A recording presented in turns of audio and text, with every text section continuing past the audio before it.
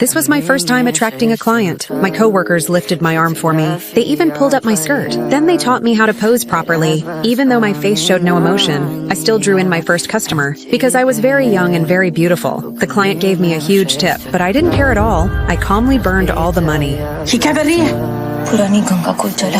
Because I was born into a wealthy family, but I chose to run away with my current boyfriend. Because I dreamed of becoming a star. So my boyfriend brought me to Mumbai and introduced me to his aunt who worked as a film director. But what I never expected was, my boyfriend sold me to a brothel for just 100 rupees. I refused to submit to them. But all I got in return was humiliation and beatings from the boss. Little by little, I realized there was no escape. And even if I did escape, my family would never accept me again. So I had no choice but to accept my fate. Before long, thanks to my looks, I quickly became the top girl in the brothel. Even though I made the most money, I often took care of the other girls. Using my popularity, I forced the boss to make compromises. I want everyone a full day off, because I wanted to take them out to watch a movie. This move hurt the boss's interests, even though she was extremely unhappy. She still didn't dare offend her cash cow. She could only stand there in silence, full of anger. And I didn't just take the girls out to have fun.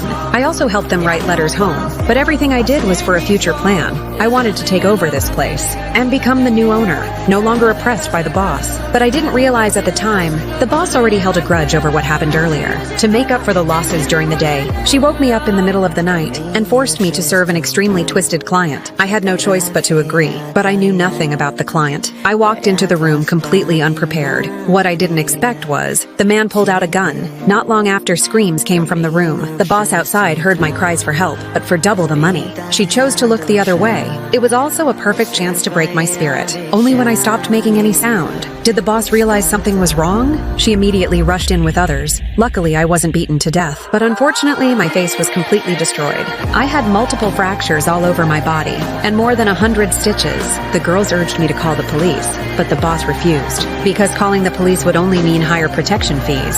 At that moment, I truly understood. If I wanted revenge, I could only rely on myself.